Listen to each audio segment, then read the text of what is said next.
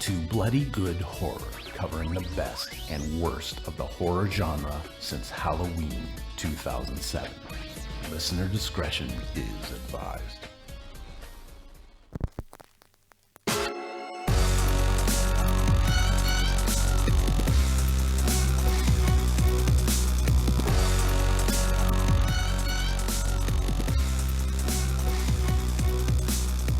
Hello, everybody, and welcome to another exciting episode of Bloody Good Horror. My name's Eric, and I'll be your host for this evening, where we will be discussing Morgan, just the second film about run amok AIs we've reviewed this year. Or no, the other one was last year, wasn't it? Was that like the end of last year? I don't remember. Don't make me count. Anyway, I'm the editor-in-chief. That really fell apart. I'm the editor-in-chief over at bloodygoodhorror.com. Joining me tonight, first up, fresh off sensual times at Horror Hound Weekend, his name is Joe. Fresh might not be the right word. Yeah, you never feel fresh after a Horror Hound, that's for sure. Pickled would probably be it. Next up on the show, he is the web developer at Bloody Good Horror, and he has a beard. Although one of those things should tell you the other. His name is Mark. Hey, they are in fact mutually exclusive. Coming to you live for anybody who missed Life Changes, live from Tallahassee, Florida. Mm-hmm. Fancy Tallahassee. That's right. Yeah. It's beautifully hot this time of year. That's right. Next up on the show, author of horror fiction, co-host of The Instamatic. His name is Casey. Hello. And last but certainly not least, the sparkle in my eye, the wind beneath my wings. He's the business editor at bloodygoodhorror.com, and his name is John Schnars. I've been upgraded to business editor. Is that what I said? We run like a business column. Business. Now The cooker of the books. Business manager. He manages the business. We call him the chef. Yeah, he that cooks is the books. correct. H&R's the chef. If I do anything with the business, it's manage it. They call him Raekwon the chef because he mixes a mean crack. Joe, why don't you regale me? So Horror Hound is a magazine based out of Cincinnati, Ohio. Oh.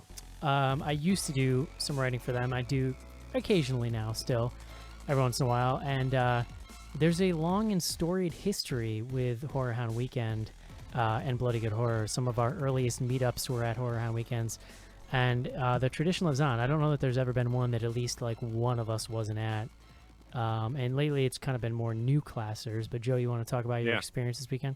Yeah, I mean, last year, Mark, Casey, and I made it out along with Cece, Andy, and Sophie, and Evan. Yeah. This year it was a lot smaller. Casey, because of his penis problems, had to drop out. And Evan dropped out at the last minute too. So it was me, Andy, Cece, and Sophie. And then I actually brought a normie with me. And Cece did also. So we were just there for the night, but it was a good time as always. It was really good seeing the guys from Night of Living podcast, and we got to meet up with a few fans, listeners, and whatnot. I got to play a really fun game of, hey, have you guys met Andy? Which is the game where anytime someone's super drunk and just starts rambling to you about nonsense, which we got a couple times, you just say, hey, have you met Andy? And then you can walk away. Yeah, because Andy's the type of dude that'll just get up in there and talk forever, and like he doesn't care. Like you can't outmatch his weirdness. No, he's super nice. Andy was actually surprisingly tame this year, or maybe I've just kind of gotten used to it. I mean, we say that every subsequent time that we see him because he was so out of his damn mind the first time we saw him. The first time we met him, we all saw his ass within 30 seconds. So that's true. Yeah, that is true. Yeah. On Snapchat, he was in the hot tub. Yeah. He was, but I mean, it was much more recreational rather than. There was other people in the pool area. The first area, pic so I saw was him in like this disgustingly frothy looking hot tub with and he has all this like chest hair. He's very manly. All this chest hair. Froth. Drinking a beer, and it's like I forgot how much he looks like Sean William Scott. Yeah, I mean he's trimmed his beard. He's not as like sort of David Koresh looking as he used to be. So it's hard to say he's cleaned up, but he has as much as on a sliding scale. Yeah, exactly. Well, my favorite moment from Horror Hound Weekend, I wasn't there, but it was being tagged in a picture that Andy was in, and I was tagged as Andy, and it wasn't a joke. It was. I feel terrible. An impersonation.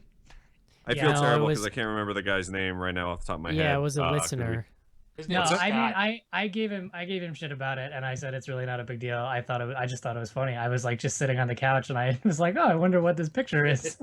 No, Mark, Scott was awesome. He's super nice. I mean, we spent a long time talking about beer, and I think he's a fan of the Night of Living podcast guys too. So we took a bunch of Yeah. pictures. Mark was livid. He lives here in Indiana. I run into him at a lot of events that aren't even horror related, so he's a pretty cool guy. Oh, nice. Yeah, it was awesome talking to him. And we met a few other folks. Does everyone in Indiana know each other?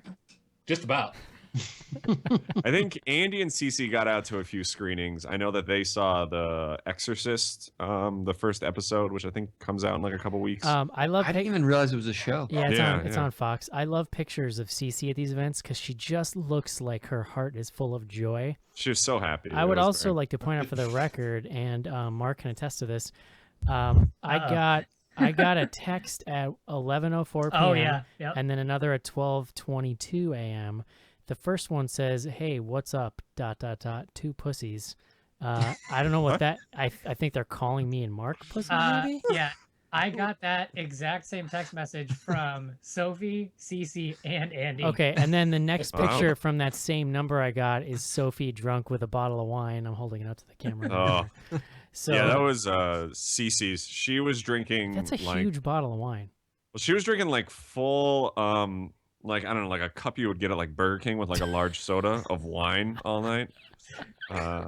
They were That's the worst hangover you can get. Oh yeah, by the Mark. way. Oh yeah. Mark, you're It's- right. I did get it from two different phone numbers. The Oh, pussies text. So. yeah. Yeah, I believe that was Andy, Cece, and Sophie. Jokes on you. Specifically because of Horror Hound Weekend, I now put my phone on Do Not Disturb at night. So Yeah, I want to say they were out to like 3. Me and my buddy Ed went back to the hotel at like 1, so we could be well rested for Waffle House the next morning. oh, did you guys go? Oh yeah, absolutely. Nice. It was delightful. You know? Do they still have freedom fries or freedom toast on the menu?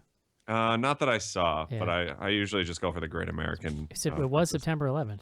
Yeah, that's true. America. Always fun to talk about. I also saw that Andy. I also heard a rumor that Andy saw Yoga Hosers and was not psyched. He and did, yeah. So that was the other thing. I think he. Oh, sorry. Go ahead. I was just gonna say he's planning on doing a review for the site, so I'm looking forward to that. happening. Yeah, he Yeah. did not seem. I want to say did, around like Saturday evening when we were just getting ready to like eat. We were waiting for him to get back to the room, and he was just texting us saying that this is terrible. We did have a listener hit us up beforehand and say, "Hey, I'm going. Is there anything you guys are looking forward to seeing?" But you guys Yeah. will only get in on Saturday, so you didn't want to take time to like. check Yeah, stuff I out. mean, Real Hoser is actually the one that I would want to see. And I guess from Andy's reaction, I'm kind of glad I didn't. if but- I have to watch Yoga Hosers though, like I feel like with a convention crowd is the best way because I Definitely. feel like it would be fun. Yeah. because We didn't talk a ton about it, so I'm kind of interested to hear like. Like, Also, you John might- and I can attest to the fact that nothing is worse than being at a convention, waiting to hang out with your friends and watching a movie you're not psyched about. Because Yeah. we're not really leaving movies types unless it's like really horrible. So we like sat through it, but we would have rather been hanging out with people. I slept through one too. or like that time or when we watched Found, which is an amazing movie, but I was so drunk I had to pee multiple times during the movie. Yeah, and I see, had that to, would be like- my problem. I had too. to like creep across the entire row of people both times. You need to get a stadium pal, dude. Dude, I could have used it. I was like leaning over to Schnars and I'm like, I have to pee so bad. You'll be I'm proud, not- Mark. This time I did only sit through 10 minutes of that god awful costume show Oh man. contest. Was You she just- there though? Yeah. Was she No, there? she wasn't. That's the other Oh. reason I walked out. I felt bad because the first they have like kids, and like they come up and do their costume. I'm like, well, that's adorable. I feel like a dick walking out of them, but I do always enjoy it's the adults, Second you will adult straight shut up- up. yeah. Oh, yeah. Extra fuck She's them. it. We're I outta do here. always enjoy the Mask Fest because it's like there's always one person that has made the sickest Teenage Mutant Ninja Turtle mask based off the first movie. Like it's someone else every time, but they're always there. I want to say that was the first part that we went into, and my buddy does not really watch horror movies at all. And like the first thing he saw was it was like a mask of like a guy eating a woman's like eyeball. And he's like, oh, so this is it, huh? And I always I always Prepare him at all. I always think to myself, like, if I never got married, like, I might have ended up being a dude who just collects really lifelike Ninja Turtle masks or something. Yeah. She just kind of tells you where my head's at. Dude, there's still time, man. Yeah. There's Yeah. still time. So, Horror Hound Weekend's always fun, and, you can potentially run into one of us, horrorhoundweekend.com. I think they have another one usually in, like, March is probably the next one. Yeah, I think it's They've been Cincinnati. doing 2 a year. They kind of settled into that schedule, so It's a lot of fun. The guys who run that magazine are great dudes and like huge horror fans, and I think that love really comes through in the convention because they just, they're just kind of, they do it because they love it, and I think it's not necessarily that way with all the conventions. So this year they actually had their own beer that a local brewery, Scarlet Lane Brewing Company, put out. I saw that. It was like specifically for Horror Hound. Yeah. It was very good. It was supposed to be a blood cherry IPA. Ooh. I mean, I didn't get a ton of cherry, but like for an IPA, it was super good. Cherry What the hell is beers. blood cherry. I think it was just really a way to when you pour it in the glass to make it red. It's like a cherry but bloodier. Actual cherry beer sounds delicious though. Yeah. That's No, this good, was. that brewery's really good. They actually live on the way to my mother-in-law's, just south of nice. me, like 20 minutes. So I get Yeah. to stop in there fairly regularly. They do a lot of like special one-offs and stuff that you could only pick up there at their brewery. It's good stuff. Yeah, it's good. Like they were selling a 22. They had them cold, so I just drank it right there for like $10, which isn't bad for like a bomber. Yeah. Totally. So, yeah. Well, Joe, so you didn't see the movie because you got so I'm too, gonna drop off. you got too drunk. Let's call it like it is here. Yeah. Absolutely. So are you gonna come back? What's your plan? No, I'll just see you guys next week. It's been real. Wait, did we have any SBGH about Horror Hound? No, Did just the anyone one. Just the one specific. I mean, there might be like other jokey ones, but I haven't looked at the SBGH. No, I episode, didn't so I'm see just any of making it. this up. While we're still on Horror Hound, I will throw out there, we had another longtime listener, Rory Abel, that had won Best Short at the film festival there. Oh, awesome. For a Wow. Happy Birthday, Brenda, I believe. Well, So, how but about I don't that? think any of you guys got to see it because I think they screened it at like 5:30 on Friday, right after it. I know Andy went to a few shorts, so he may have, but I don't know Yeah. for sure. Shout out to the 2008 comment section on the website. Roy. Yeah. Yeah. All right, Joe. Thank you for joining us. Fellas, Have a lovely evening. It's been real, enjoy. Joe. Ta-ta. Bye. What else did we want to talk about? Mark, you got some stuff to talk about? What's going on at bloodygoodhorror.com? Yeah, so we're approaching spooky season, which means that we have some manner of plans in the works. But for right now, we're just posting new content. We're experimenting with posting some stuff other than reviews. And actually, we had some pretty good traction on a post this week about some of the best synth scores from the 80s. And so Jason is going to be doing a follow-up to that with some of the best throwback scores that are actually kind of current movies and TV shows that are going to be synth scores. So be on the lookout for that. You know what's great? What's that? Synth scores. Yeah. I'm in. Fully in. Yeah. So we'll have more info. We'll have more on that soon. Erect. Also, Andrew came up with a pretty cool list. It was 7 needlessly obscure Halloween costumes for horror hipsters, which I would definitely recommend because it's costume ideas from lesser known characters for movies. For example, I will start with Bennett Tramer for Halloween 2, which is the dude who's dressed like Michael Myers who gets hit by a car. I do really love that one. Yeah.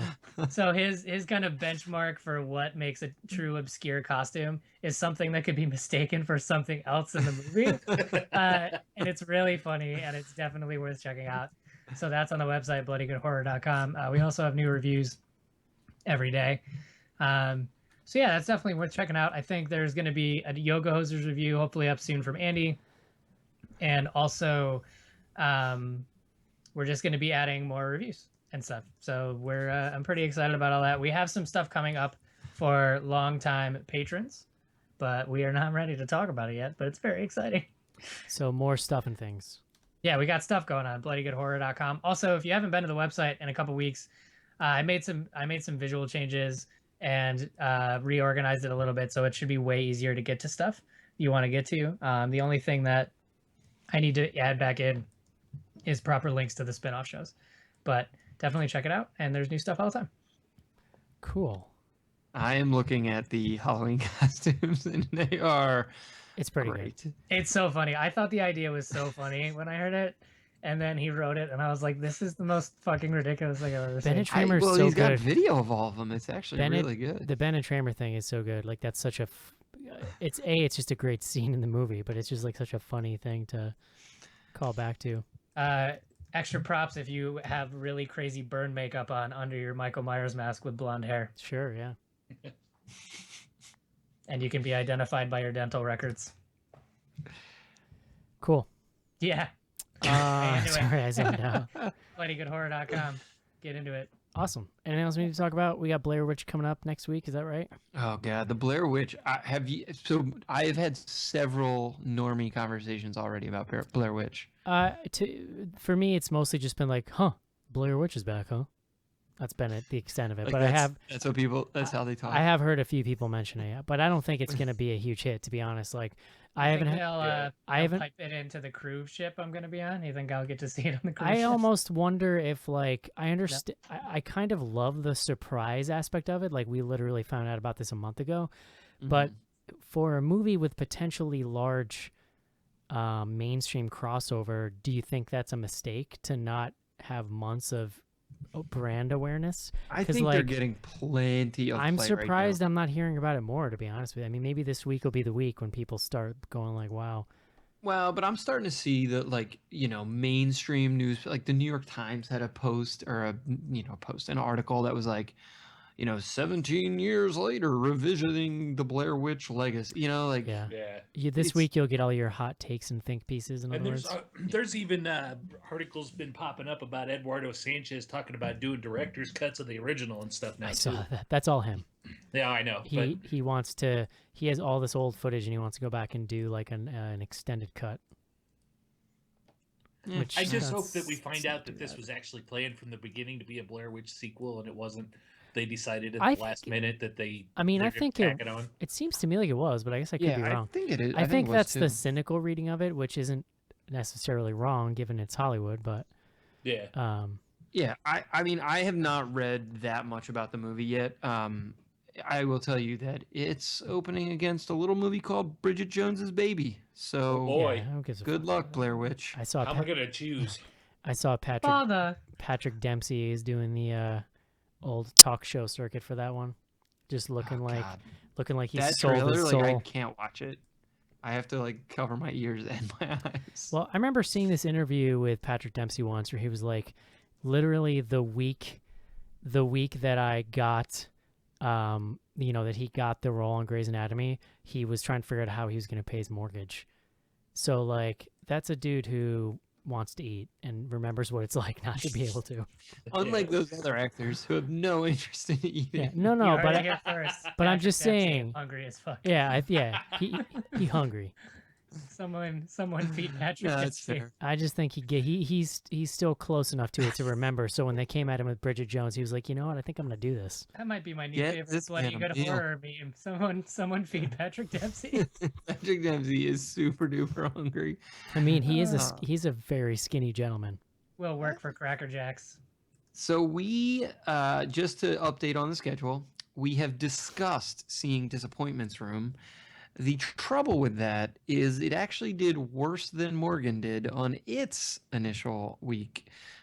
So we will see. There is a non-zero chance that next week when we go to watch Disappointments Room, it will not be in enough theaters. That's disappointing. If we don't do it, then I'm gonna vote right now that we actually.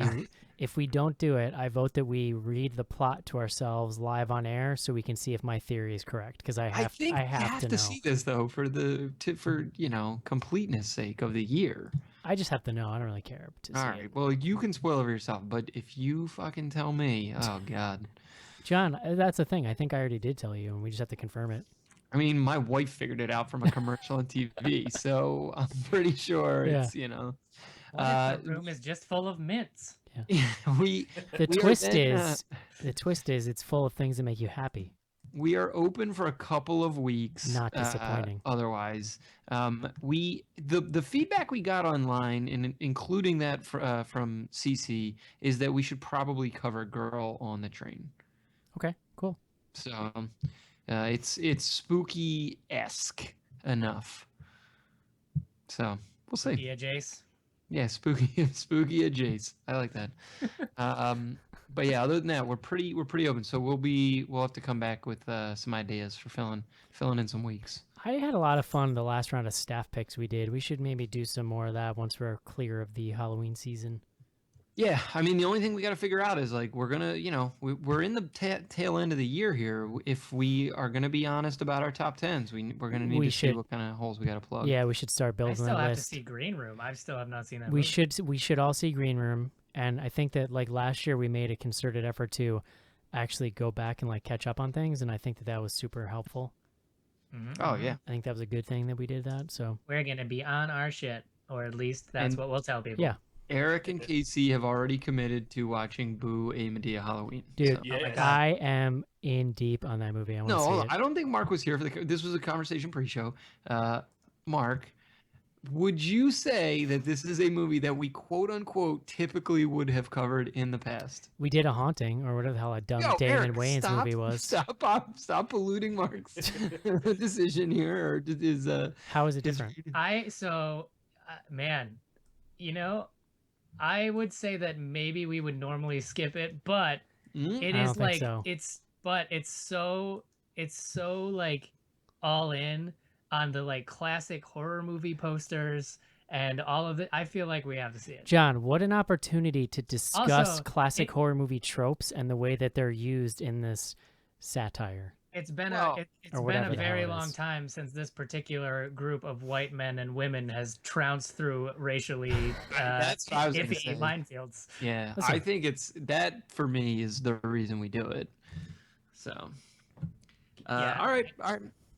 I It's on mean, the list. I I'm going in, guarantee I you, plan to love it. I guarantee you, if you put it to a vote, it would be 100% yes to do it. 100%. I guarantee. Oh yeah. Oh, I man. honestly think that there's no way it could be worse than Haunted House. And I kind of enjoyed that movie. So. Skip Haunted House too. Keep in mind. Remember We the saw- scenes where Nick Swartzen was like nude in the basement in the dark with him, and they were like, Yeah, those were the worst scenes.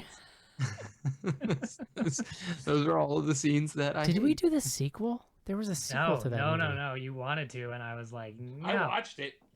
Yeah. Did you really? No, we did. Yeah. Yeah, we did not cover the sequel. I'm surprised Yeah. you didn't claw your eyes out after. How was it? It was what you expected. There's no Mandingo party though. Oh my god. I do remember having to explain that on the show. There it is. Everyone, bust out your printed copy of Urban Dictionary. Yeah. All right, guys. Good times. Let's take a break. We're going to take a break, and then we are going to discuss Morgan. Just try to stay out of my way. Just try. I'll get you, my pretty, and your little dog, too. Hi, this is Jeffrey Combs, and you're listening to Bloody Good Horror.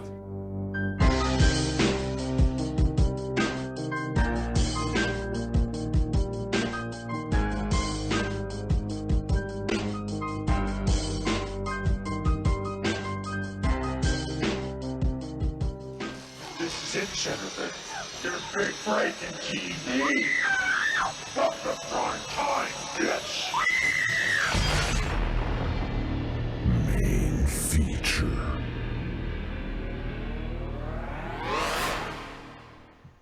And we're back. John Schnorrs. Eric. Cece done brought it with the word of the day last week. Ah, I'm sure she like, did. she brought it, put it down on the table, opened it up. She put it down, flipped it, and reversed it. And I didn't even tell her I wanted a word of the day until the show started, and I told her live on the show, and she still nailed it. So that was pretty exciting. She's such a fucking word knower. God. Such a tryhard.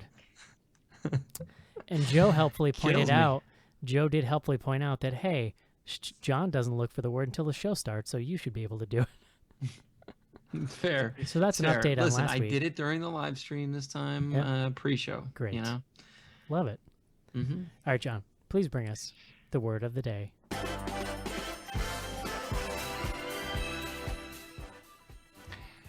Eric, today's word is mercenary. That's mercenary.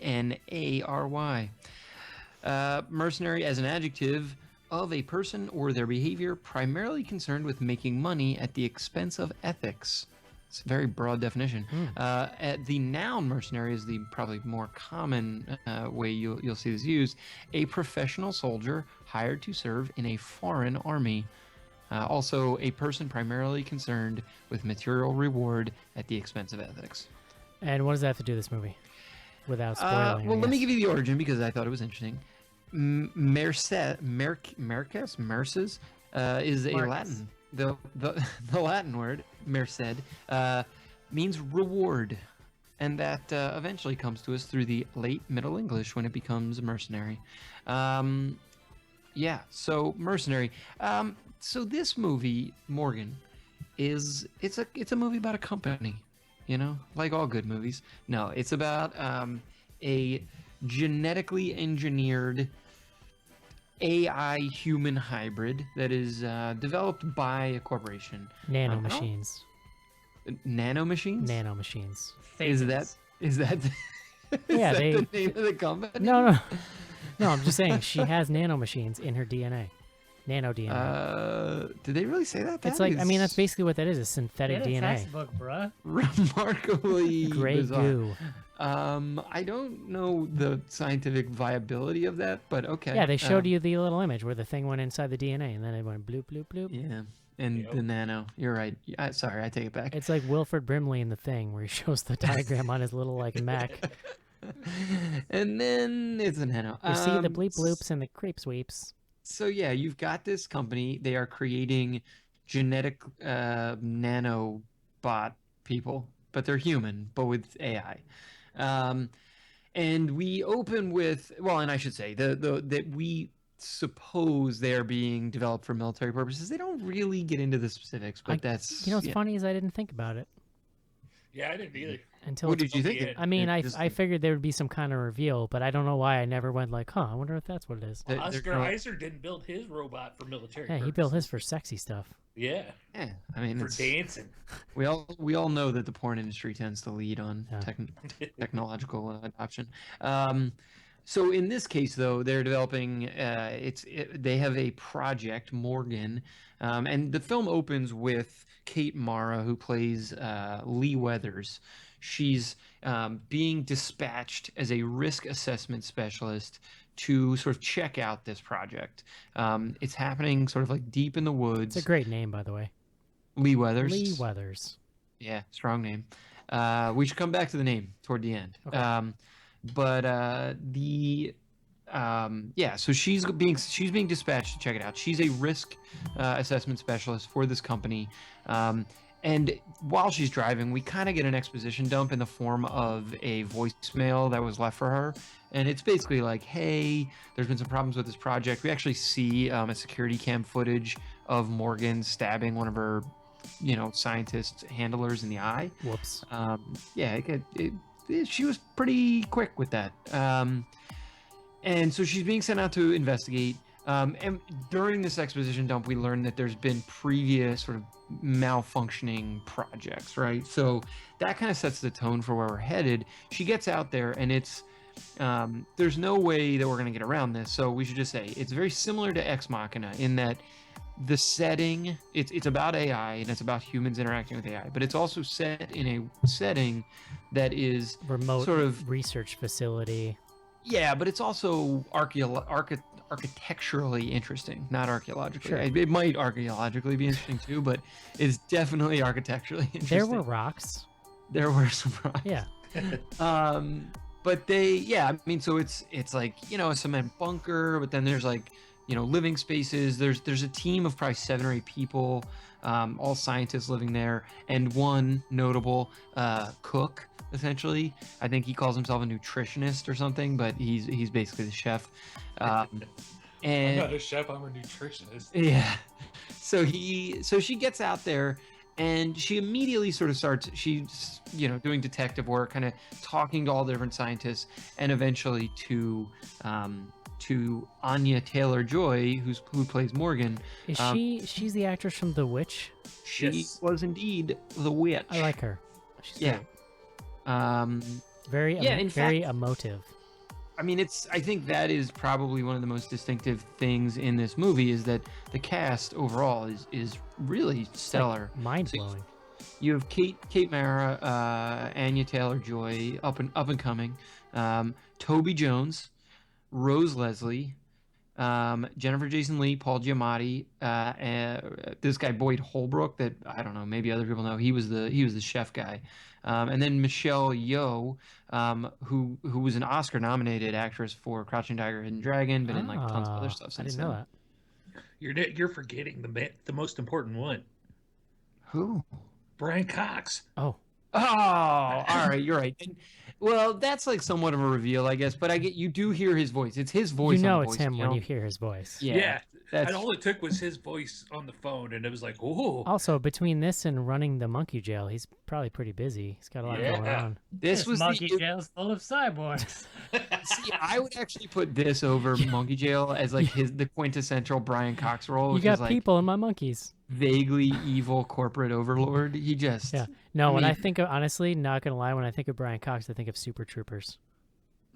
That's fair. He's all drunk on the guy's lawn, shouting at his house.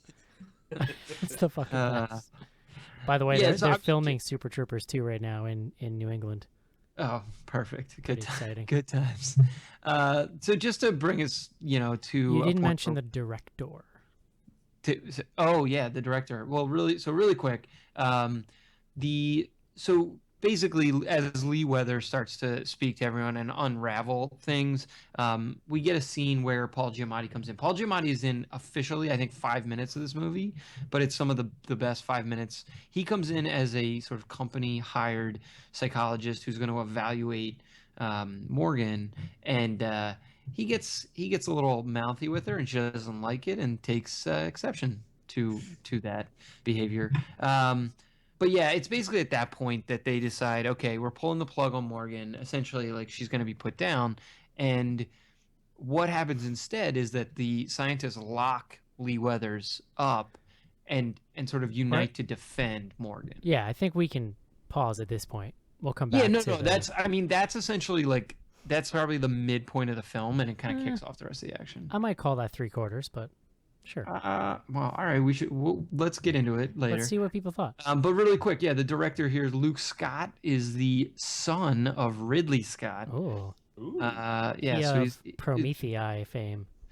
yeah. I think Luke Scott actually worked on Prometheus. He worked on a couple of the. He worked on The Martian as a sort of second unit director. His father produced, and this was sort of produced under the banner of Scott Free Productions, which is the Scott family. So he's good lineage. This is his first directorial feature. I mean, he hadn't done anything before. Fine genetic stock this guy comes from. It's Absolutely. really weird because it's like, Ridley Scott directed Alien, and I swear, like, in the trailers for this movie, they made it look like Alien. They made it look like it was just her stalking people in this house. Yeah. Which is well, like- also Blade Runner. I mean, you're talking some of the most iconic sci-fi, and this film definitely has some things. That does make a lot of sense. There's a lot of Ridley Scott in this movie. I have some things I want to talk about in regards to the trailers and stuff, but let's kind of go around here. Mark, what'd you think? I thought that this movie was fine. I think that, there is another film that it will undoubtedly get compared to, which is actually probably unfair to this movie. But we can talk about that later. I think that the Are you casting. talking about Ex Machina? Because I Yeah, mentioned it already. Off. I was. Oh, so, well, there you go. It's sort of an unfair comparison. I mean, it treads in very similar territory, but the type of movie this is trying to be is not even close to the type of movie that Ex Machina is trying to be. This is definitely, it's like it's not the same thing. Like, this one is really sort of a sci-fi thriller that has like an inexplicably amazing cast. It's, some of the corporate stuff is like Resident Evil level of like, this corporation do bad stuff, and because we told you they're a corporation, and that's kind of the depth of it. So I think from like a writing perspective, this movie is like really shallow. To but be from like fair, have you ever worked at a corporation, Mark? I have actually. So Yeah.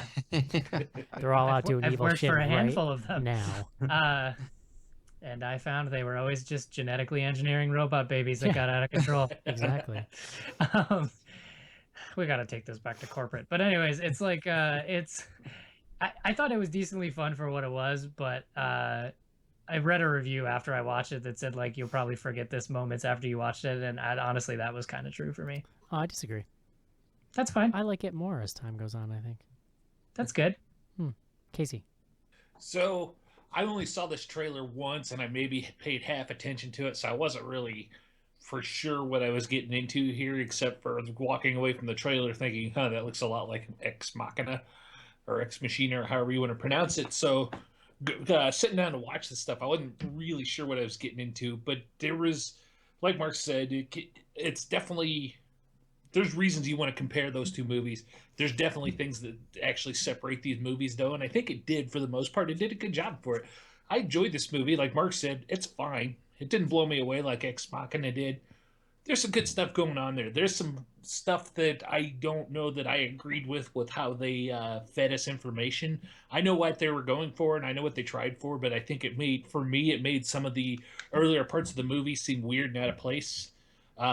There's things like with this girl when we all of a sudden see how fast she's moving and how she fights. You're kind of left wondering why or how, because you don't know what that is. It'll make more sense by the end of the movie, but Even then, it's asking you to take a leap with it for sure. yeah, it's a little jarring at that point, and it didn't ruin the movie for me by any means. If they would have doled this out a little bit differently, I think it would have maybe worked a little better for me. But at the same time, this makes me want to go back and watch it again when it comes out on home video, and because I'm wondering now that after sitting through it once and knowing what's going on, I have a feeling it might be a little more cohesive the second time through and might enjoy it even more. I think it's one of those things that would take on an interesting kind of tone on a second viewing. Yeah. Schnars. I think I'm falling into the era camp of I like this a fair bit. I don't know. I won't get too excited because then you'll leave my camp. I'm just gonna keep my excitement muted over here. Well, so I mean, Ex Machina was my number one movie last year. I mean, overall, just of movies, not just of things that we talk about on the show. But this is a good few rungs below that. But I think it is. I think it's an interesting action sort of sci-fi thing. I think we should talk about how much action there is, because that to me was almost like where it goes a little south is there's like way too many fight scenes for a movie. What? That's not a thing that those words don't go together. I don't know. I mean, so this movie, I think Casey and Mark both hit on the fact that it's pretty thin. Like there's a lot of stuff that they kind of allow to sort of breathe in terms of the plot, and there are times where that can feel like plot holes, or it feels like it opens up room for interpretation that might lead to plot holes. But I do think that I've been thinking about it most of the day, and it ends up holding together pretty well. There's no way we can really do justice to it without kind of getting into a fair bit of spoilers. And I think once you know the spoilers, it does color the rest of the film in an interesting way that makes it worth rewatching. Yes. Sure. That's fair to say. Because once the spoilers are revealed, it did definitely change my opinion of the movie from the journey through it versus looking back on it. Yeah. I really enjoyed this movie. I wasn't really sure kind of how to feel going in. And I think the difference between this and Ex Machina is like Ex Machina had really kind of lofty aims. Like that's an art house movie that was all about these like really, really heady kind of thought exercises about ethics. You know what I mean? That was more the morality tale. And that stuff is actually in this film, but what's wrapped around it is kind of in some ways like a B sci-fi action movie, which is right up my alley. But the thing that like, so, you know, Ex Machina's game is like, it wants to make you feel bad for a totally synthetic AI thing. And essentially what it's asking you to think is like, do you think that this robot can have actual human feelings and should have rights and things? And it actually plays on that the entire film and then kind of twists it at the end. What this movie is different because she has human DNA. Like we see her as a baby, you know what I mean? And so it's almost, it's pushing that gambit even farther of like, well, you have to have sympathy for her on some level because you know that she is human, even though there's debate amongst the people in the movie about whether or not she's human. But it totally changes that dynamic of how you feel about her, I think, because Ex Machina has to spend the entire movie convincing you to feel for this AI, whereas in this movie, it's got these built-in hooks to begin with, and they go to great lengths to like show you her development as a baby and these like innocent childhood moments and stuff. Well, yeah, that's the big thing that they're playing on with the difference between that, because like with Ex Machina, we watched this whole movie with the main gal as a robot with a human face, and this is complete opposite. Yeah, I mean, the movie the other movie that this Morgan really kind of sits in between Ex Machina and Splice. Sure, right? Splice, which was like just pure schlocky, not schlocky, but it was just No, horror movie. so like thrillery. Splice was It's like good. I think really good. It is good, yeah. But it was more in the direction of what you're talking about, right? Where Splice is pure animal, right? Like there's no machine element. Yeah. That's just like a genetically engineered thing that ends up. I mean, it's mostly human, but has some other weird. I don't know. And I don't frankly, even remember like, what they Has mixed a with. tail and shit. Frankly, I think we're just gonna. wings and- I think we're Yeah. just gonna have to get used to these types of movies because They're gonna become our reality yeah, in 50 years. 100%. Like take out some of the more ridiculous elements of Morgan, and like it's actually a little more realistic short term, I think. Than like before we make full androids like an Ex Machina, we're gonna make people that have machines inside of them, and that's going to be an ethical question. Yeah, I The mean, question is their first directive going to be making all of these hybrid humans be fucking sick at kung fu? Because that's the biggest similarity between these two movies is that actually where Morgan succeeds the most is in those character moments, right? Which is its strength because it has this amazing cast.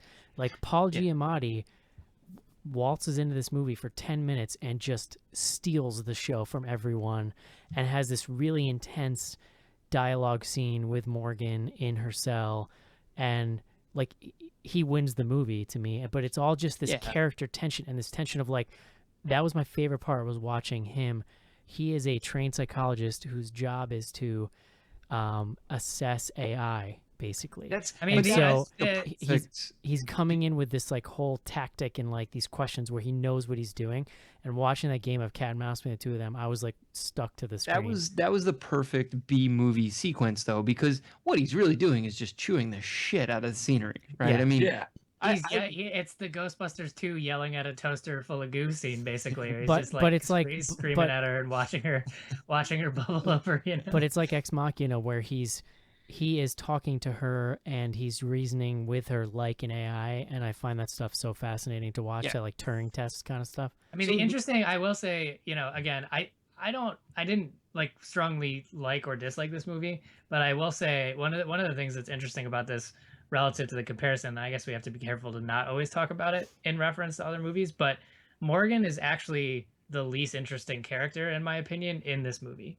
Yeah. Because Morgan is what Morgan is, and as she or it starts like going crazy, it sort of removes all the characterization from that. So you really are interested in what's going on with everybody else. To And me- I think that I think that in a lesser movie and with lesser actors, that sort of aspect of it would sort of just totally go by the wayside. But I think because of the quality of actors you're working with, not necessarily the quality of the script, because the script is kind of hokey in parts, but there's at least enough quality in there where you're very much interested in all of these different characters, and there's a lot of To me, extra characters in this. Well, to me, that's it's what I was Kate- going to say. It's Kate Mara's character to me is the one that's the most fascinating, because like you're actually, I think you're dead on about Morgan, because she's essentially an innocent in the sense that like, Well, she's 5 years old. she can do very bad things, obviously, and we see that, but she has no ulterior motives. She's also a child. Like they hit on that a bunch. That But, like- while Yeah. she looks like she's like 14 or 15, she's actually 5. But, like, And Fro- she's from- also a very sheltered child. From She the hasn't had the same environmental rearing as another 5-year-old child either. So her views on everything are very alien and out of place But- because she's had no experience. From the beginning, though, like we know there's something else going on with Kate Mara, but we don't know what it is, and she's giving this really interesting front to everyone. And so to me, the movie is about like, what is going on with her? 'Cause she's essentially the main character, right? Like we follow her through the movie, but we don't feel comfortable with her because we don't know who she is or what exactly she's doing, even though we're told, but we don't really buy Why it. does she keep talking about the asset? What is the asset? Yeah. She comes in with a very strong Black Ops vibe to her. Yeah. just really badass. She's awesome in this movie. I really enjoyed it. She's really good. So Eric, you were right that you made me want to flip to now being the anti play the negative Get side. out of here. No, It's I too mean late. It's I too late. still I still like the movie. I think we need to get into the ending because to me it like kind of falls apart in the not falls apart, but it starts to like stumble a fair bit in the last like 15 minutes. Really quick, I want to respond though to Mark because the fact that like yes, the cast is amazing. There are too many characters. Like, I mean, there's just I no think it reason was. for some of these people to be in the movie. It's the like the Asian doctor lady is probably the least utilized, even She though has a name, Eric. well, I don't remember her name, Mark. Dr. Liu Cheng. I could have said the white bald doctor guy and been the same intent. So no, but like she's essentially like one of the most important characters in this world, and we really don't get to know her at all, or even what she does. Like she seems in control of everything, but Well, like I mean, so just to double back on what I said, it has an amazing cast, and maybe it doesn't always use them to the greatest effect. Like I think specifically about Rose Leslie's character and Jennifer Jason Leigh's character are almost the exact same character, except Jennifer Jason Leigh gets mauled in the beginning, and they only come back to her every now and then to show like how fucked up she is and have her be like, what's happening? yeah, Jennifer Jason Leigh, 100%. She's totally wasted. She's only in a couple of scenes, and like, I mean, I'm not and gonna I ever normally complain love about Rose Leslie being in a movie, but I feel like the Jennifer Jason Leigh character could have very well been the same exact character as Rose Leslie. I normally love Rose Leslie, but I feel like she was totally lost in this movie, and like I don't think she knew. She's just bad. I mean, like, there's honestly, a portion of the movie where they literally put her outside while all this like shit, her- she's like outside away from everything while all this shit's Her hitting accent- Because they're like, she has to make it to the end. Like, how can we keep her out of the chaos? It's Her- like, the literally put her outside until this all comes. her accent is bad. Her acting is bad. I mean, I understand the function of the character and the plot, but like, I just think she's not good in this movie. It's really weird. Like, she felt out of place to me. I like, mean, I honestly, this is like a controversial, and it's probably not a controversial opinion. I don't really know that she's a great actress. yeah, It's just because possible that people are she's on not. Game of Thrones. no, does I not thought she make was, her but I thought she was really good in Honeymoon. Yeah. But I mean, anyone can kind of just convincingly make out and canoodle with someone for like an hour and a half and then get CGI tentacles, you know? Let's see, but I had like Prove it. I had a different takeaway from that than like Mark did, which I could see his angle with thinking that Jennifer Jason Leigh and Ygritte's characters are pretty much the same thing. But I also see where you have Dr. Liu Cheng when she all of a sudden shows up and keeps telling Morgan that she's her mother, and then she tells her she's very cold and clinical, because it's obvious that they have a history of her calling her mother. I always took Jennifer Jason Leigh was supposed to be the motherly type because she was the one that was sitting talking to her and taking her outside on trips and stuff like that before all this happened. So that kind of threw me off there too. So in that sense, to me, I don't see why Dr. Liu Cheng was there at all, other than to show that there was a cold doctor working on this because everybody else seemed to care for Yeah, it. she was the what's his name on Stranger Things? The dad, the quote unquote dad. Oh yeah. Yeah, blanking that on- guy. The guy is Matthew also Modine. yeah. He was also on Weeds. I don't know. Yeah, there you go. Yeah, I mean, now that I think about it, I was pleased that there were so many quality people in this movie, but maybe there's a few. Well, There's a I few. think It's honestly, a crazy situation when like Paul Giamatti gets a call and he's like, "All right, we've got this great movie for you. You're gonna be in it for about 15 minutes. You're gonna yell, and then things are gonna happen to you." Yeah. honestly, my guess is they did it to increase the body count. I think they wanted this to be like a more sort Sure. of gruesome movie. So, and you look at something like Or Alien. like Paul Giamatti is a really interesting tick on the body count. No, I know. Well, and that's where it's weird, right? Because if you wanted this to be like Alien, and I'm just throwing that out as an example, that's a movie that's essentially like a slasher in space, and you could have had this be a slasher, but Morgan would have had to So- escape and sort of go into her slashing. I don't really think the film as it is what was sold though, because I feel like it's not really Alien. It's actually in some ways it's this over the top action movie towards the end, but like the best parts of the movie I think are the quieter character moments that are actually like Morgan is not a sinister character even towards the end when she's being bad. Like she's actually this oddly kind of sweet, like innocent. Like there's a specific line in the trailer, right? And this has been bugging me since I saw it.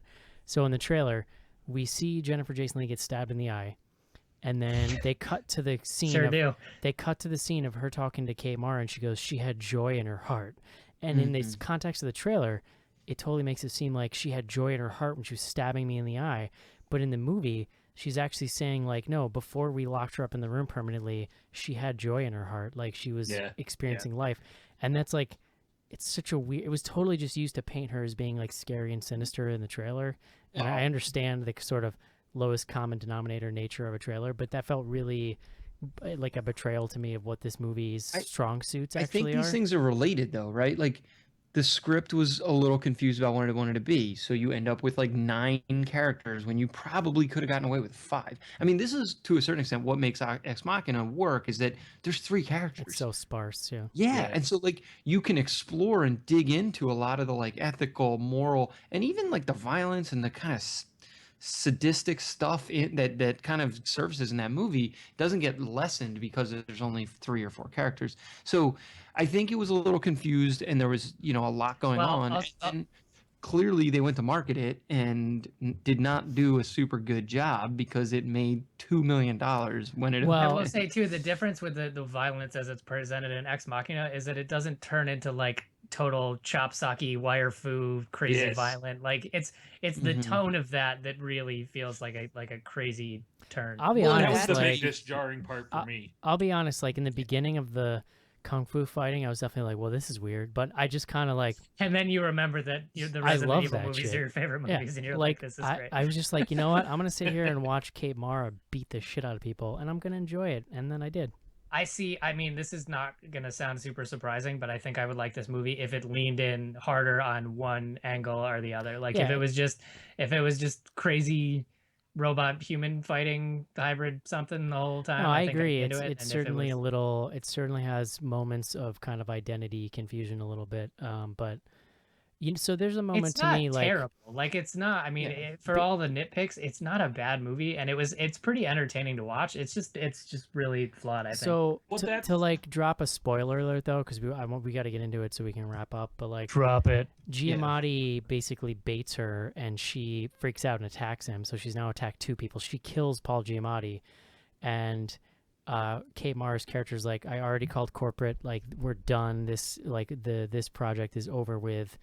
And she basically tells the one doctor dude who's like friends with Morgan, like, you have to put her down. They're going to do like sodium pentothal injections. And they put her out, and he's got the thing in his hand, and he looks at her, and he's basically like, fuck you can do it. And he drops the thing. And then in that moment, this shit hits the fan. And these like main doctors who are with Morgan all the time decide like that they're basically going to bust her out and try to save her. They get Kate Mara and they throw her in the glass cell, and they're trying to get Morgan out, who's sedated. And then Morgan wakes up, but the last thing she remembers before she got put out was them talking about killing her, and she just snaps. She like bites this dude's nose off his face or some shit. Like she like attacks him. She basically kills a bunch of people, but it leads to me to this great scene where the whole compound breaks into total chaos, and like not everybody knows what's going on. Like the main doctor, who just knows they're going to terminate Morgan, went to his room to drink. He ends up killing himself, right? The Asian lady doctor, sorry John, she goes to her room and she's recording a message to corporate telling them that this thing's blown up. A couple of the doctors are trying to steal Morgan. Kate Mara's locked in the room and there's these great, like, it's directed so well, but these great scenes of chaos where literally people are running in different directions and crossing by each other and not, and like, wait, what's going on? And that scene to me like kind of won the movie for me, but it comes a little late for me. Like I wished it would have happened a little earlier, but it takes so much time luxuriating on the character stuff that it just takes a little while to get there. Yeah, to me, that's where it's where the tone changes for sure. Yeah, and you could have gotten to that way sooner. So we didn't really talk about it, but this movie's like almost less than 90 minutes. I think it's listed at 92, but it ran really fast. It is very brisk. Yeah, it ran really quick. And so you get to this part where all the action starts happening, people start dying, and at that point, there's like 20 minutes left in the movie maximum. So it's just very strange, the pacing or like the structure that they went with here, because you essentially could have had all of that backstory crammed into the first act. I think it might have been a longer first act. And then you could have made, acts 2 and 3 much more sort of action oriented. And instead, you really just get act 3 with like crazy action and light in the other parts. Yeah, I didn't really think about that. It's like the first like 10 minutes is like once upon a time there was a thing named Morgan. And then it's like leading up to her exploding and then what happens after she explodes. It's not even like really an arc, really. It's just like it just kind of like slowly shoots straight straight and then just like there. Takes off like a rocket. It's like they telegraphed that that's where it's got to go. They do some interesting stuff with Lee getting locked up and sort of trading places with Morgan. I actually did not see the whole like the staff is going to break her out thing coming necessarily. Well, and that to me is like not a plot hole, but I think it's like these people. So sorry, I kind of zoned out. Did we talk about the reveal where Morgan and the audience at the same time finds out the purpose of the whole thing? Like we find out in an info dump in the same moment that Morgan does that she was bred to be a weapon. Like no one ever told her. And, I guess in retrospect it was pretty obvious, but like I didn't really think about it. I thought I was just bred to wear the sensible hoodie. Like all of these researchers who were incredibly attached to her, like knew what they were breeding her for. So, I mean, let's take this war machine and free her. On the one hand, you can say like, it's weird that they got so attached, but on the other hand, like maybe that's the point of sort of the larger moral thing of just saying like there is no way to detach yourself from the situation. They literally raised a child. But that's the whole reason Dr. Liu Chang's there, because she is the only one of them that sees it as it is. It's a military weapon program, because that's why she went back to her room when shit hit the fan and started giving the report. This is all blown up. We're going to end it and all this stuff. But even whereas the rest of them got attached. That's why she was there, to show that contrast, that you can see it both ways. But it's interesting because like even those characters like her, like she has this kind of tender moment with Morgan kind of before she puts her to rest. When she tells her, "You have no mother." No, after that, like at the very she says, "I'm sorry." Yeah. Like she apologizes to her. You're all going to die down here. No, well, and that's You're all going to die down here. That's where, I mean, this movie is sort of at its best when it's allowing some of that ethical stuff to breathe a little. But that's where, toward the end, it just gets so crazy with the action that you don't get the sort of more poignant resolution on some of the, I don't know, interpersonal things. Like even because this is the ultimate irony is like these people are trying to save Morgan. They let her out and then she turns around and murders them all. Yeah. So you don't even get, like, you do get maybe one, I can't remember which one of the scenes, the person's like literally pleading and it, but it just, I don't know. I feel like it lost a little bit of the crispness. I will say for the very, very ending, props with going with that like hard sci-fi ending. I feel like that's not the thing that you really see. You mean the sort of denouement, the like we should talk about it really quick. I think so. You know French, bro? The what now? What is kind of so basically everyone kind of is dying off. And they're being murdered. They're not just. She escapes. She forces the vapors. She forces Rose Leslie to go with her. They escape in a truck, and they're essentially. We know that they're going. It's a minivan. We know that. Thanks. We know that they're going. I actually wanted to make a point of mentioning it's like the only chase sequence you'll see in a minivan outside of Paranorman. It's the only one I could think of. We know where they're going to this. Put that on the poster. They're going to this lake because it's been talked about several times in the movie how she wanted to always see this lake, and Kate Mara's behind him with hunky chef guy. They're chasing, and Chef Boyardee. Kate Mara tracks him down, and they're at the lake, but they're not near each other. She gets out of the car. She's got this like sick ass like long gun thing, rifle thing, and she goes and starts like essentially trying to find her. And then meanwhile, Morgan is having a kind of awkward, weird moment with Rose Leslie at the lake, and then they end up like Kmart shoots a shot off in the. She's clearly hunting her, right? She shoots a shot off in the woods to try to get her attention, and then Morgan backtracks through the woods to find her, and then they basically have like a 10-minute Matrix fight, that does end with Kate Mara killing her by drowning her in the lake. I actually thought like the ending makes sense for where they, and this is super spoiler alert, but for where they eventually go, which is that the ultimate reveal is that we find out that Kate Mara is herself part cyborg and was a previous iteration of the same program. She's a Morgan that had basically been sent to test Morgan, and essentially, so that's kind of revealed in the final scene with Brian Cox. But what we kind of find out, or what I think would have been like a little more emotionally resonant, and I thought this was going to happen, was if Rose Leslie killed her because she's got a gun in her hand.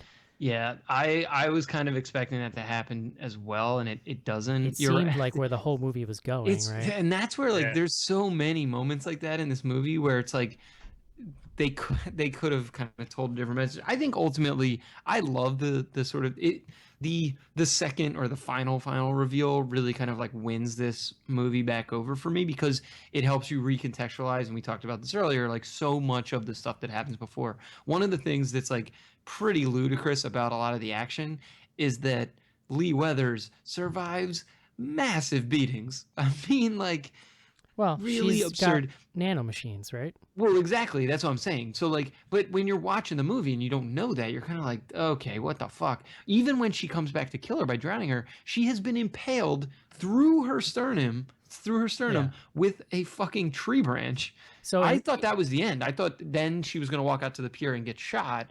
And instead, she walks out to the pier, and then fucking Lee Weathers shows up again. And you're like, what? In retrospect, to me, the like, I'm still alive after getting that thing through the abdomen, like that should have been my tip off.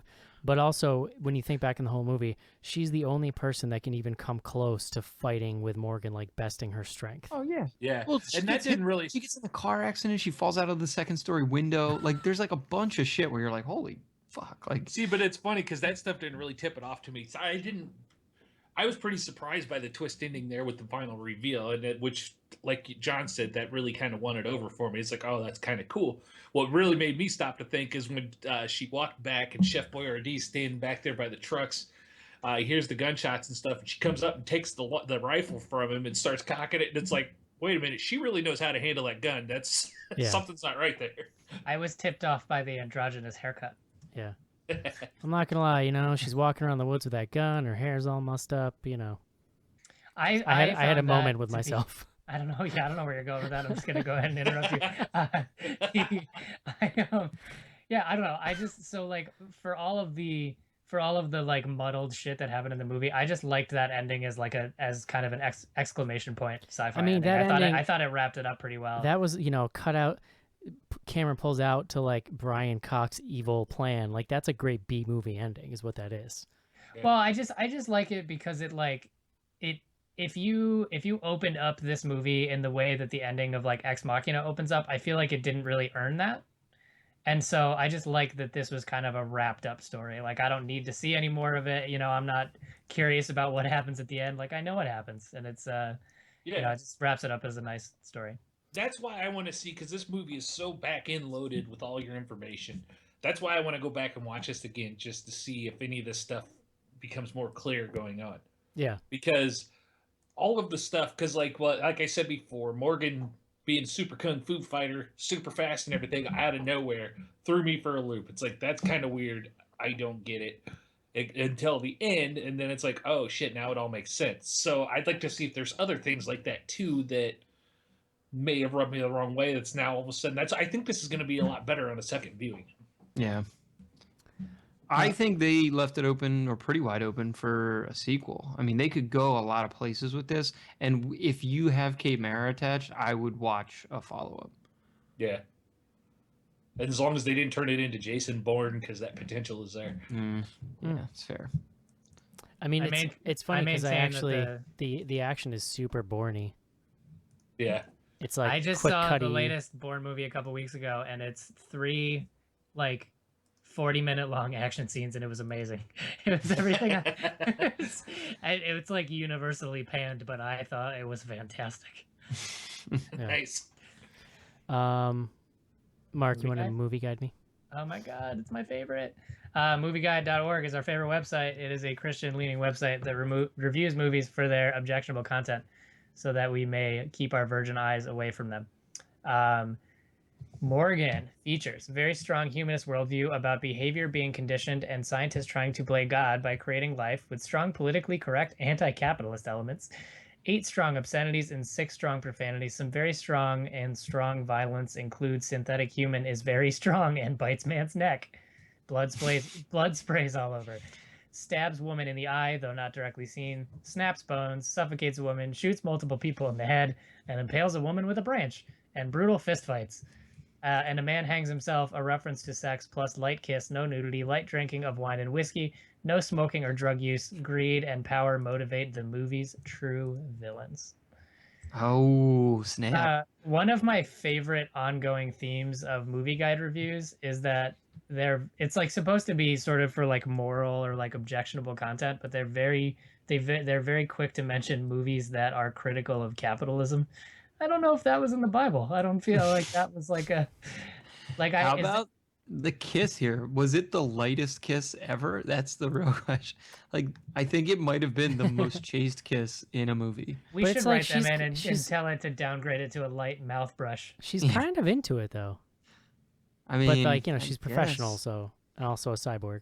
As much as a cyborg can be into it. You don't know what kind of sensuality is programmed into that cyborg, John. That's a good point. It's a different program. It's a very good point. To reference your point from earlier, it's usually the porn industry that's forward leading in all of these technologies. So by that admission, you know, must be sex first, kung fu second, I guess. Well, by that same admission, you could spiral this conversation even further out of control and say that this and Ex Machina exist in the same universe. Yeah. And Oscar Isaac was doing that study. There was a great reference to fourth wave AI, and I was like, ooh. I don't know why. I love waves in movies. Literally. It's such a great way. It's such a great way to shoehorn in decades or centuries of plot stuff like in the first wave. AI, I'm just fascinated by AI. Like, we're gonna see at least, you know, beginnings of it. I mean, literally, I can talk to my phone right now if I wanted to and have it do shit for me. Well past the beginning. Well, did you see that trailer where they had 2 different like robots watch and react to the Morgan trailer? Yes. Yeah. Yeah. I mean, that's a pretty brilliant marketing. You know thing. what? So it's funny. Video. So one of the robots had like a uncanny valley like human face, like made out of prosthetics.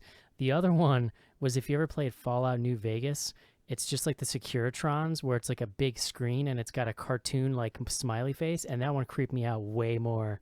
Like, literally the music came on and he went, ooh, scary music, and his like eyes got big like this. Yeah, because that one's gonna murder you with a big old smiley face on it. Yeah. Hi, I'm Chucky. Wanna play?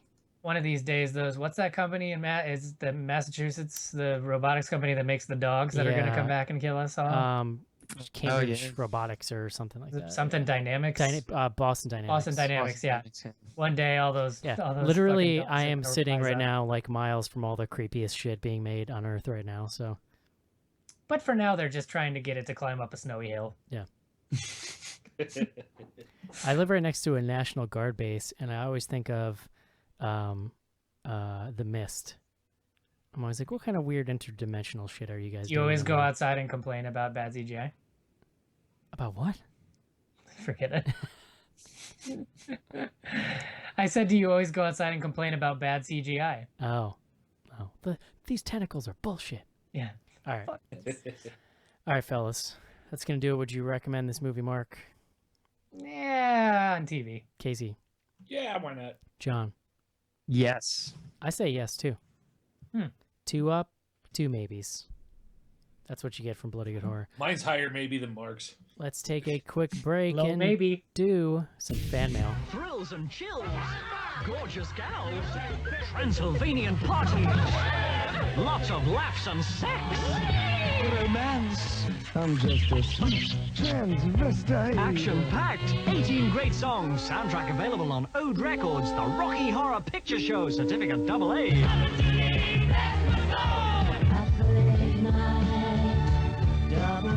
Now exclusively at the Rialto Coventry Street.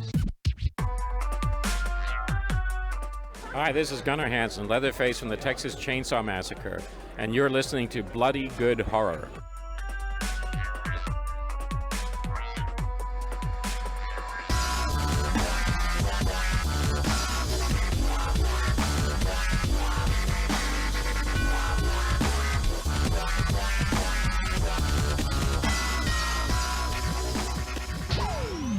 Send your emails to info@bloodygoodhorror.com or hit us up on Twitter at BGHorror with the hashtag AskBGH. And don't forget to pick up back episodes of the show at podcast.bloodygoodhorror.com.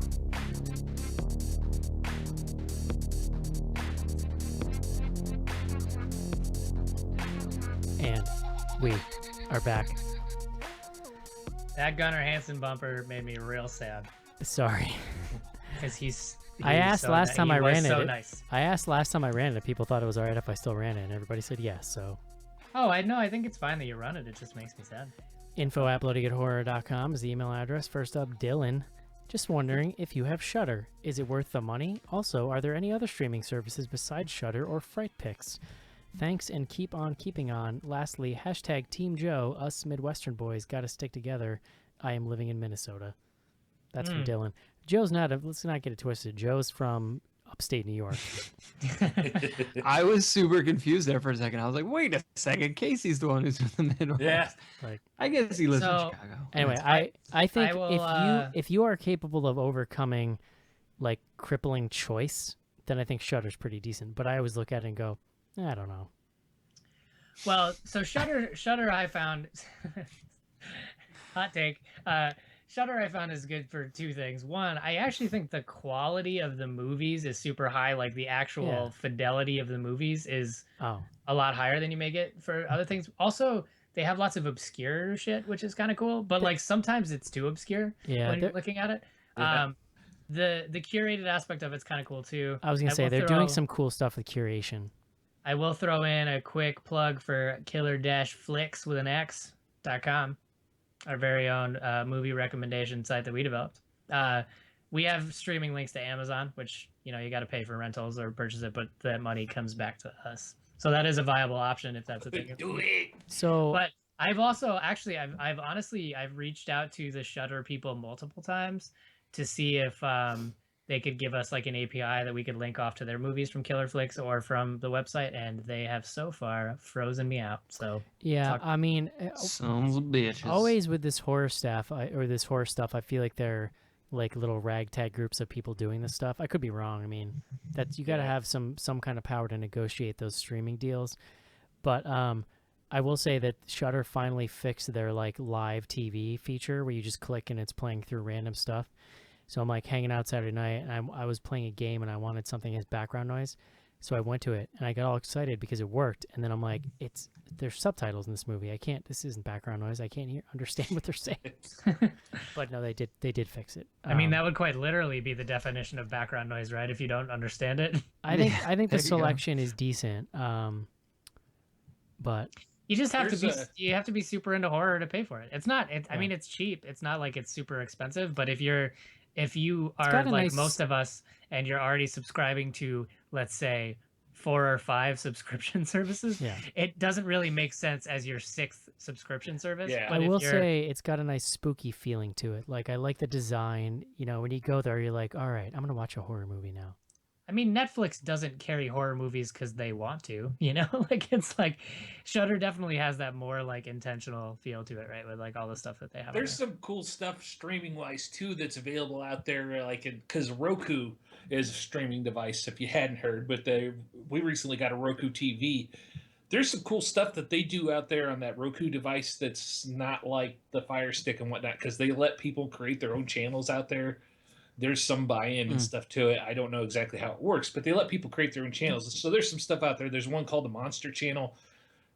We found you flip it on. There's a lot of old 50s and 60s public domain stuff and whatnot, but they have built into that Roku channel, the feature Eric was just talking about. They have a TV stream that they play stuff on semi-schedule. You turn it on and it plays through stuff that they have set up in that service and whatnot. There's a number of those out there, but there is also a lot of crap to wade through too. So fair warning. I kind of wish that Netflix would let people like curate their own television channels. Like, I need something to help me get over my like crippling choice paralysis, because like I just go watch The Office. I'm like, well, I'll just go watch The Office for the 5,000th There is a little bit Yeah. of that. Like, I've seen all of this, and I know the rest of it's garbage without watching it. It's sort of Yeah. things that happens when you're perusing through all that. Yeah. All right. I'm not yet ready to watch Veggie Tales. Anyway, I think it depends on like, I do think that there is interesting stuff on there, but it's not a replacement for like your collection. I think it's like if you want to expand your horizons a little bit, it's pretty good for that. Yeah. Next up, Caitlin. Don't know if Eric ventures on Hulu, but there's a found footage film called Leaving DC that has one of the most believable main characters I've ever seen. Not much happens, but it put my husband and I on edge and was a really good popcorn flick. Also, Europa Report is on Netflix, maybe a rehash for one of those off weeks. Oy. Thanks for being the outlet for which I can discuss horror movies to myself in the car. Driving 3 to 4 hours a day can be mind-numbing. It's from Caitlin. Thanks, Caitlin. We're never going to do your Europa Report. And Yeah, it's not don't be even a- surprised. Your if- idea is garbage. No, we've discussed it, and we're like, yeah, we there's have discussed it. no point. Part of the issue with the Europa It's a Report, great it's a great movie, by the way. I recommend it. It is, but it's like part of the issue with the Europa Report. It's for some reason I'm like slurring saying It's that. like They just get to the issue already. is that it it's was like it was a great movie, but it's pretty low key, and there's actually not a lot to talk about in the Except movie. for the so ending.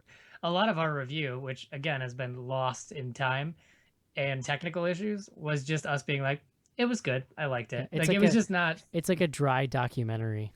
It What really if is. what if we did like a series of episodes that was like that show or that podcast I watched, what was it, Grown Ups 2 a bunch, but we just kept watching Europa Report. over and over again. It's like Or 15 like minutes. or Buried, if we're talking about other. I was recently,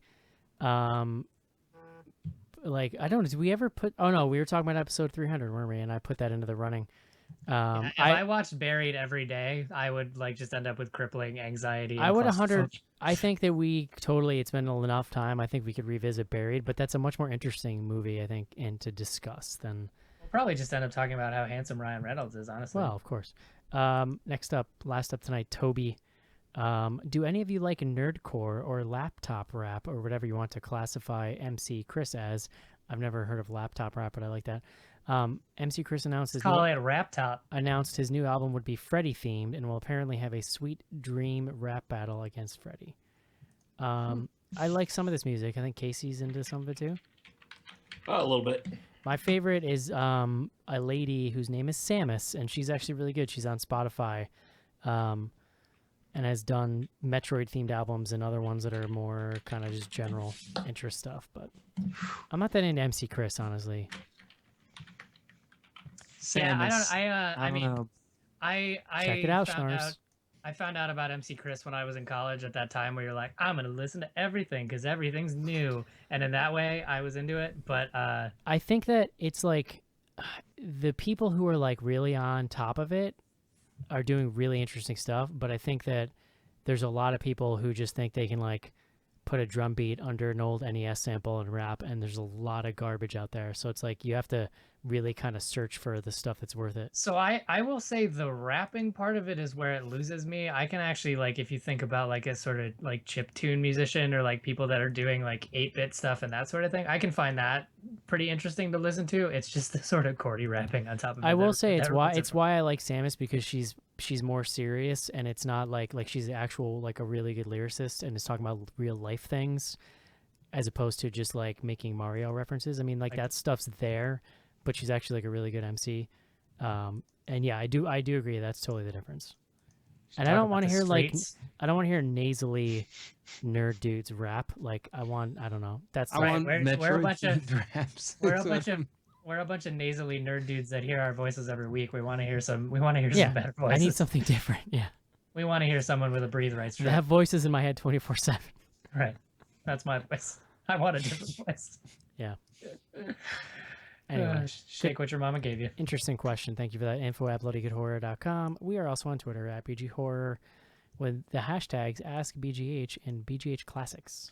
Yeah, I'm going to read through BGH Classics first. So if you're new to this, we have classic episodes available for our patrons at a certain level. So if you go to podcast.bloodygoodhorror.com, you can find out how to sign up for our Patreon.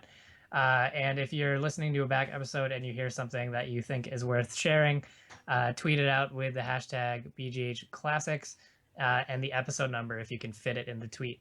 So we just like to relive these moments in BGH history since we're almost going on 10 years, which is crazy to say out loud. But this first one's from Nerds of Gore. Everyone is in shock that Mark saw a 3D movie for the high price of $11. Episode 137. That's really funny. I paid that. Yeah, I paid that for my regular movie this weekend. I mean, there was a time like around when we probably had a very heady discussion about it. I mean, heady is probably overstating it, but when My Bloody Valentine 3D came out, about like the long-lasting impacts on the genre, and it's safe to say we have outlasted 3D in horror.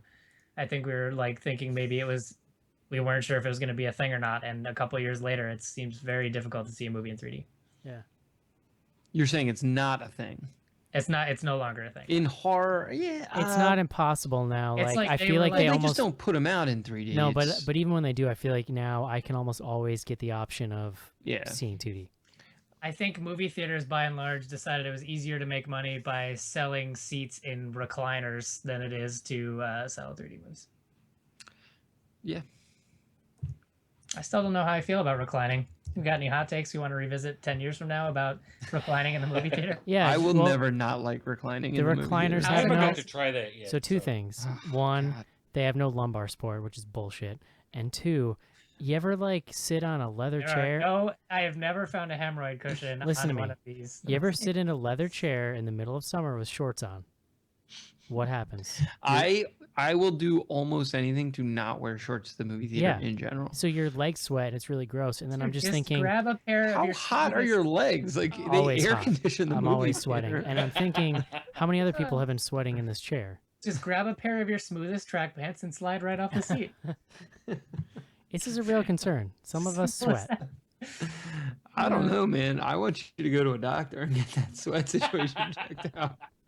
I prefer to dress like an Armenian drug lord when I go to the movies, and so that's just how I live. That's cool. I hate you guys. Next one is from next one's from Matthew Rodell. This has music notes in it, so I'm supposed to sing it, but Eric was singing Secret HJ, and then I said Download Tuggies. And that was episode 350, Crimson Peak. Oh yeah, there is a secret HJ in that movie. Do you remember what's Peak was the movie I was trying to think of that I think I saw in 3D.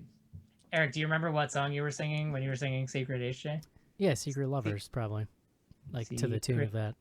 HJ. Yeah.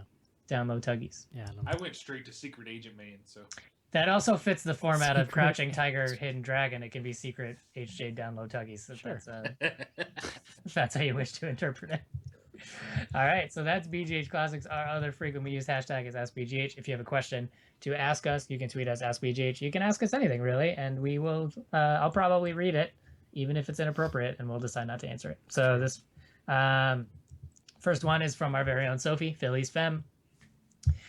Listening to episode 391 and wondering, does the basement scene in Don't Breathe Taint/Change get a daughter for you? Hashtag cringe. Haven't seen it. Don't spoil it. No. You bastards. Continue though. Okay. No, but like, you know, when you have a kid, you think about babies and parents and movies differently. Like because suddenly you have actually something you can relate to. Look Who's Talking takes on a whole different meaning. It becomes a horror movie. Next one is from A Howard 0614. Just read an article on the most disturbing horror movies ever. What's your take? The article was not shared, so I'm guessing the question is, what are some of the most disturbing horror movies we've seen? I mean, Cannibal Holocaust, Martyrs, I think are my two. That Oh, I- man. Inside still ranks up there for me. Those are the two that really when I still carry that feeling around of like, well, Wait, Eric, did you not watch Serbian film? yeah, that one's up there. Martyrs hit me in a more like visceral, Made me feel icky. Yeah, I mean, Inside's like pretty effed up, but I don't know. Martyrs, like the way that Martyrs presents its violence, like never left me after I watched it. Like there are scenes in that movie that I can see shot for shot, and I've only seen it once. Inside is a movie that I'm sure definitely like very clearly changes for obvious reasons after you have kids. I kind of agree with what John's saying in that I didn't find Inside. I mean, Inside's fucked up. Let's be clear. Like the movie Inside is crazy. But in the actual depiction of it, I just feel like Martyrs was just more brutal. Like Martyrs was harder to watch for me. Well, it's like about torture. I mean, right? It's. I just like there's like the like peeling off of the head helmet thing is something that will like stick with me. I thought John was just gonna throw up off screen. Yeah, it's that bathtub scene. I mean, I remember very little about Martyrs except for two very specific, extremely disturbing scenes, and that's actually like probably the greatest testament I can give to that particular aspect of it. But yeah, Martyrs. Yep. Okay. Cool. Next one's from NKO Gonzo. Is this movie about the dude from Walking Dead? Morgan. Yes. Short answer, no. Is there someone named Morgan on Walking Dead? Yes. I don't even remember. Oh, he's new, TV right? show. He's new character. The last 2 seasons. Yeah. He shows. Yeah, he shows. I think he showed up at the end of the last season that I watched. But he's from the beginning. Yes, he's from the beginning, but then he shows up later more full time. Yeah, he's like from the first season. Yes. All right, Mr. Gonzo. I don't know, man. They're still just walking through that same patch of woods 7 years later. That was a. I don't know if that landed, but I do love your Twitter avatar, which is a very sassy Gonzo in like a pink superhero outfit, which for some reason I think is really hitting the spot right now. Next one is from Hendershot Keith. It's been 2 days since I've seen Don't Breathe, and it still has me wanting a Xanax. What movies have given you a panic attack? # turkey baster. I still can't watch Arachnophobia. That's pretty good. I hate spiders. The first time I watched that at a friend's house, I actually watched it from his parents' kitchen peeking around the corner. Wow. Yeah, it was that bad. This is going to sound real weird, but I'm just going to go ahead and say it. The movie Creep has had like really stuck with me for some reason. You know what's weird is in particular, I almost was going to say the same thing. In particular, I feel like the ending of Creep, like anytime I see a movie in like a park or a lake, I'm just gonna see the ending of Creep, and it's like just really fucked up. They're making a sequel to it. I was reading about it today. Are they really? Yeah, there was casting news or something today. Yeah, no, they I think they started shooting. Yeah. Yeah, I don't know why, man. That movie is like really just. I mean, I do great. know why. It's creepy, and the ending was just like. I remember like watching it with my wife, and she was like, "This is weird." I was like, "Yeah, it is." Well, there's no. I mean, it's very personal, right? Like it's because it's first person. You're like right there, and then the way it ends, like there's no arcs. It's just really creepy, and then it's over, and it's upsetting. But I mean, it's a great movie. It's just really kind of stuck with me. John, this isn't a spoiler, but I'm gonna just read it. It's Don't Breathe related. Little late, but in Don't Breathe, how is firing a gun no biggie, but the noise of a washing machine was bothersome? I mean, we talked about it. I think that the narrative of Don't Breathe plays a little loosely with the different superpowers of blindness. Oh, it turns out he had nanomachines in his ears and his semen.